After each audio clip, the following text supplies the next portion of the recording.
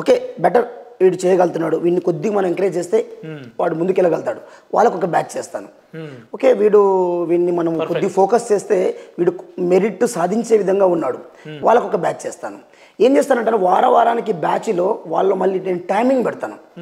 ఎంతమంది ఉన్నా దాదాపు నా దగ్గర వచ్చిన 1000 మెంబర్స్ బాయ్స్ ఉన్నారు, 700 గర్ల్స్ వచ్చారు నా దగ్గర. వాళ్ళకి బ్యాచెస్ సపరేట్గా డివైడ్ చేసి ఈ వారం నేను ఈవెంట్ పెడతాను. వీడు ఒక టైం అనేది చెప్తాను, నేను ఈ టైంలో నువ్వు రీచ్ అయ్యావు అనుకో మళ్ళీ వాళ్ళకి వేరే బ్యాచ్లో పెట్టేస్తాను.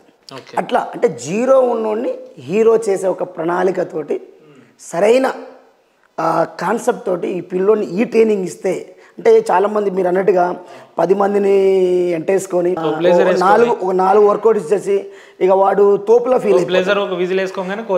ఫీల్ అవుతాడు. కానీ కోచ్ అనే వ్యక్తి నేనేమంటే నాకున్న అనుభవం ఏమంటుందంటేనా, పిల్లోడు కొన్నిసార్లు మేజర్ ఇంజురీ అయినప్పుడు కానీ, పిల్లోడికి సరైన పౌష్టికాహారం లేనప్పుడు కానీ, లేకపోతే వాడికి ఇంజురీస్ అయినప్పుడు కానీ దాని పట్ల అవగాహన ఉండాలి. 10 మందిని మనం వెంటేసుకొని 4 రౌండ్లు వేసి కమాన్ అని చెప్తే అది అయిపోయేది కాదన్నా. వేలాది మంది ఉన్నా మనకు ఫస్ట్ ఏంటి పేషెన్స్, ఓపిక అనేది ఉండాలి. 100 మంది అడుగుతారన్నా, 100 మందికి ఆన్సర్ ఒకేలా ఇవ్వాలి. నేను 10 మందికి స్మూత్గా ఇస్తాను, ఓ 20 మందికి కొద్దిగా రఫ్గా ఇస్తాను, ఓ 30 మందికి నేను ఇవ్వను పోనే కాన్సెప్ట్ కాకుండా ఎంతమంది వచ్చినా అదే చిరునవ్వు, అదే పేషెన్సీ, వాళ్ళకి అరే సార్ దగ్గరికి వెళ్తే న్యాయం జరుగుతుంది, సార్ దగ్గరికి వెళ్తే ఇటువంటి పెయిన్స్ ఉన్న రిలీఫ్ అవుతుంది అనే కాన్సెప్ట్ పైన ఫస్ట్ వాళ్ళకు అవగాహన కల్పిస్తాను. అవగాహన కల్పిస్తూ ఇది ఇలా చేస్తే మనం గెటిన్ అవ్వగలుగుతాము, ఈ ఫుడ్ ఇలా తీసుకుంటే ప్రోటీన్స్ ఫుడ్ తీసుకుంటే మనము చేసేదానికి ఈ ఫుడ్కి తోడవుతుంది, మనం ఇంకా బాగా చేయగలుగుతాము అనే కాన్సెప్ట్ తోటి పిల్లల పైన అవగాహన అయిపిస్తున్నాను. ఎందుకంటే ఈ రోజుల్లో స్కూల్ పిల్లలు, నేను స్కూల్ పిల్లలు అయితే 4 మాటలు మనం ఏదో మాట్లాడేసి పంపించవచ్చు. నా దగ్గరకు వచ్చే పిల్లలంతా గ్రాడ్యుయేట్ అన్న, డిగ్రీలు, పీజీలు, ఎంబీఏలు, బీటెక్లు, ఎంటెక్లు, అంటే డిపార్ట్మెంట్ జాబ్ అనేది కొంతమందికి ఒక కళ, డ్రెస్ వేసుకోవాలని కళ ఉంటారు. అలాంటి వ్యక్తులు వచ్చినప్పుడు చాలా మేధావులు ఉంటారు వాళ్ళు. వాళ్ళతో మనం మాట్లాడే విధానం కానీ, వాళ్ళతో మనం చెప్పే విధానం కానీ అన్నీ ప్రాపర్గా అయినప్పుడే 1000 మంది ఉన్నా 2000 మంది ఉన్నా మనం ఫిజికల్ ట్రైనింగ్ చేయగలుగుతాం.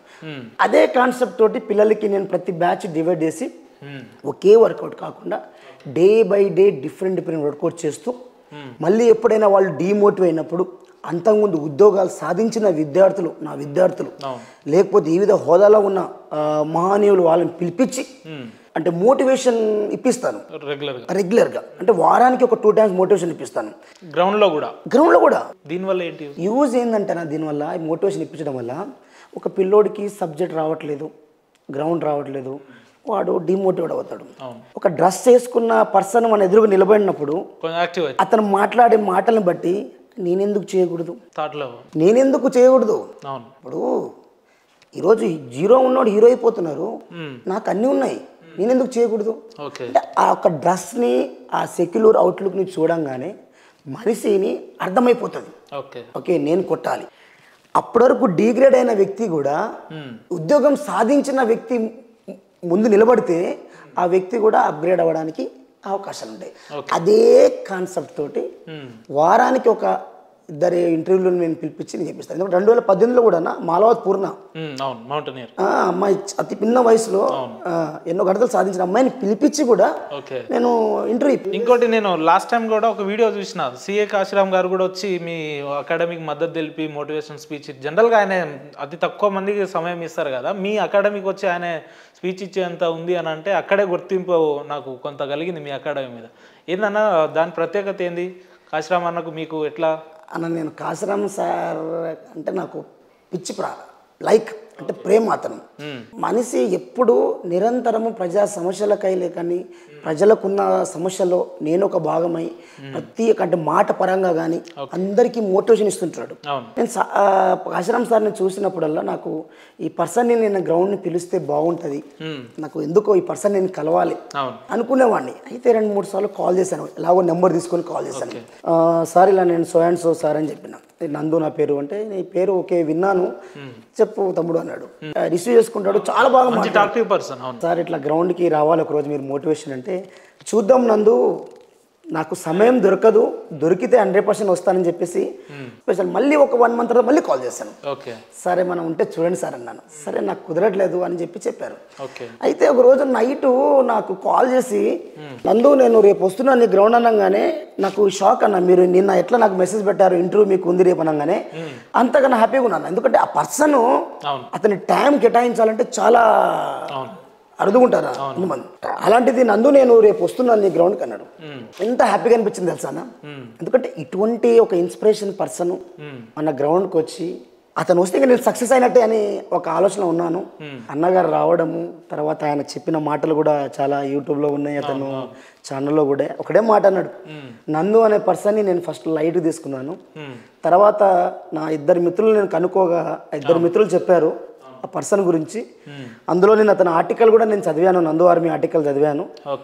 నేను ఈ బిడ్డ, ఒక పేదింటి బిడ్డ ఇంతమందికి లైఫ్ ఇస్తున్నాడు, నేను ఆ బిడ్డ కోసం నేను ఎందుకు రాకూడదు, ఆ ఒక్క మాట అన్నాడన్న. ఇక నాకు జన్మదినమైంది. ఎందుకంటే ఇటువంటి మహానుభావులతోటి నా దగ్గరకు వచ్చి నేను same Nagamallu CI Nagamallu sir కూడా, అదేవిధంగా సిఐ శివ సార్ కూడా, మన శివ సార్ సిఐ సార్ కూడా చాలా మంది. అంటే కాశీరామ్ సార్ ప్రత్యేకత ఏంటంటే అతను మాటలు వింటే ఏ పిల్లోడైనా చెయ్యలేని స్థితిలో ఉన్న వ్యక్తి అయినా కూడా లేచి పరిగెత్తగలుగుతాడు. That is Kashiram sir. అన్న మీ దగ్గర వందల వేల మంది వస్తుంటారు కదా ట్రైనింగ్, ఫిజికల్ ట్రైనింగ్ కోసం. ఇప్పుడు మీరు డిఫెన్స్ అంటే సెంట్రల్ జాబ్స్ కి ఇచ్చే ట్రైనింగ్ ఎలా ఉంటుంది, స్టేట్ జాబ్స్ కి ఇచ్చే ట్రైనింగ్ అంటే ఇద్దరి అభ్యర్థులకు ఆస్పిరెంట్లకు ఒకే విధంగా ఉంటుంది? అంటే ఇప్పుడు సెంట్రల్ కి ఏంటంటే మనం స్టేట్ కి ఒక 80% మనం ఎఫర్ట్ పెడితే సెంట్రల్ కి 100 అబోవ్ పెట్టాలండి. ఎందుకంటే 1600 మీటర్ 4.5 minutes, ఇక్కడ 800 మీటర్ ఉంటుంది. కానీ ఇప్పుడు కొన్ని పుల్అప్స్ ఉంటాయి. Complete strength base central base అనేది ఒక పిల్లోడు వెళ్తున్నాడు అంటే డూ ఆర్ డై.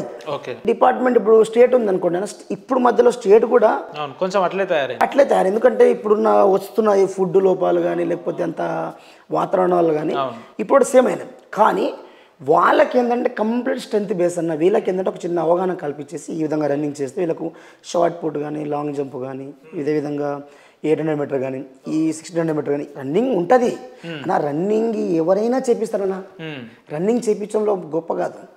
ఒక పిల్లోడిని వాడు చివరి వరకు వాడి ఒక బాడీని ఇలా ఉన్న వ్యక్తిని ఈ విధంగా మార్చాలి. అంటే వారిపైన కానీ అవగాహన చూపించి మనకున్న అనుభవంతో డిఫరెంట్ వేలో వర్కౌట్ చేయించాలి. అయితే నేను సెంట్రల్ వాళ్ళకి ఏం చేపిస్తానంటే డిఫరెంట్ వాళ్ళకి ఏంటంటే వీళ్ళకి ఒక 1/2 hour తక్కువ చేపిస్తాను, వాళ్ళకి ఒక 145 minutes ఎక్కువ చేపిస్తాను. ఎందుకంటే మన దగ్గర ఇప్పుడు సెంట్రల్ ఫోర్స్ వాళ్ళైతే ఇప్పుడు మోగుతున్నారన్న, మన దగ్గర అయితే స్టేట్ వాళ్ళకి మాత్రం ది బెస్ట్గా రిజల్ట్ తీసుకుంటూ వస్తున్నాను. రైట్ అన్న. ఇంత తక్కువ సమయంలో ఇప్పుడు చాలా మంది వ్యక్తులు లేదా మీ ఫిజికల్ అంటే ఆ ఆప్షన్లో ఉన్న వ్యక్తులు కావచ్చు ఏమనుకుంటారు అంటే నేను ఒక ఫిజికల్ డైరెక్టర్గా గవర్నమెంట్ జాబ్ ఉంది, నా బతికేదో నేను బతికితే చాలనుకుంటారు. ఎందుకు నందు అనే వ్యక్తి ఒక పేదింటి నుంచి వచ్చి 100 మందికి నేర్పించాలి, నా పేరంటూ చరిత్రలో నిలబడిపోవాలని చెప్పి ఎందుకు ఇట్లా ఈ రకంగా ఆలోచించిండు అన్న? నేను ఊహించలేదు కూడా అన్న. నాకు ఈ రెస్పాన్స్ ఊహించలేదు. అంటే నాకు పీటీ ఫీల్డ్ అనేది చాలా ఇష్టం అన్న. నేను సబ్జెక్ట్ పరంగా నేను తక్కువైనా కానీ ఈ ఫిజికల్ పరంగా అయితే నేను చాలా వరకు అవగాహన. చిన్నప్పటి నుంచి నేను 5th class చైల్డ్ ఉన్నప్పటి నుంచే నాకు ఈ స్పోర్ట్స్ పట్ల చాలా అవగాహన. ఆడాలి. నేను స్కూల్కి మానేసి కూడా నేను ఆడడానికి వెళ్ళిపోయేటోని. దీని మీద ఆడుతూ పీటీ కోర్స్ ఎలాగో చేయాలి, పీటీ నేను అవ్వాలి. అప్పటి నుంచే పీటీ అవ్వాలి. నాకు ఇప్పుడు చదువు అనేది మనకు 40%, గేమ్స్ అనేది 60% అవుట్ ఆఫ్ 100% మనకు. అలా చేసుకుంటూ ఇక 10th నాది మన నార్కర్నూలు డిస్ట్రిక్ట్ అమరాబాద్ మండలం మన ఒక గవర్నమెంట్ స్కూలు, ఒక గవర్నమెంట్ హాస్టల్.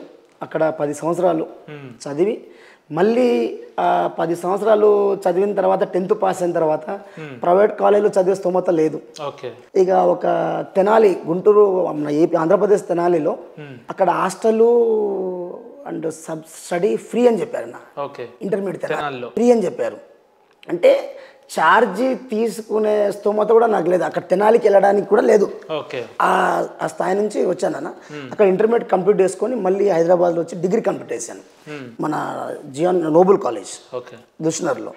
డిగ్రీ కంప్లీట్ చేసుకొని ఇప్పుడు డిగ్రీ ఇంటర్ అయిపోయింది, 10th అయిపోయింది. ఇప్పుడు నాకు బీపెడ్ చేస్తేనే నేను పీటీకి అవుతాను. 2-3 సార్లు ట్రై చేశాను, రాలేదన్న. లక్కుగా మళ్ళీ ట్రై చేస్తే డిగ్రీ అయిపోగానే కడపలో వచ్చింది, Zion college of physical education. అక్కడ చేశానన్న. అక్కడ కంప్లీట్ అయిన తర్వాత అక్కడ నుంచి నా జర్నీ స్టార్ట్ అయిందన్న. అక్కడ నుంచి జర్నీ స్టార్ట్ అయ్యి నారాయణ స్కూల్లో, ఇక తెలుసు కదా మీకు నారాయణ స్కూల్లో ఎలా ఉంటాయి అనేది. ఆ స్కూల్లో నేను జాయిన్ అయిన తర్వాత అంటారు కదన్న ఒక మాట, అంటే సాయం చేసిన వాడు మర్చిపోతాడేమో కానీ సాయం పొందిన వాడు మర్చిపోవద్దు. నా జీవితంలో కొంతమంది వ్యక్తులు సాయం చేసిన వాళ్ళ వ్యక్తులు ఉన్నారు. ఎందుకంటే ఇలాంటి సందర్భాలు మనం చెప్తే కూడా మనకు ఒక తృప్తిని, వాళ్ళకి రుణం తీర్చుకునేలా ఉంటాం. నారాయణ స్కూల్లో నేను దాదాపు 4 years చేశానన్న.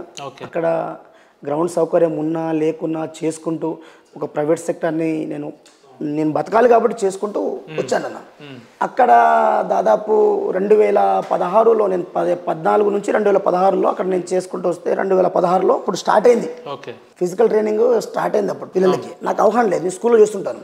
అంటే ప్రో కబడ్డీ శ్రీనివాస్ సార్ అని చెప్పేసి మా దేవరకొండ నియోజకవర్గమే కాశరాజ్పల్లి, వర్షం మామగారు అవుతారు. అతని దగ్గర నేను అసిస్టెంట్గా జాయిన్ అయ్యి, అంటే అసిస్టెంట్గా జాయిన్ అవ్వడానికి కూడా నాకు Narayana school principal Udayasri madam గారు ఆ రోజు పర్మిషన్ ఇచ్చారు.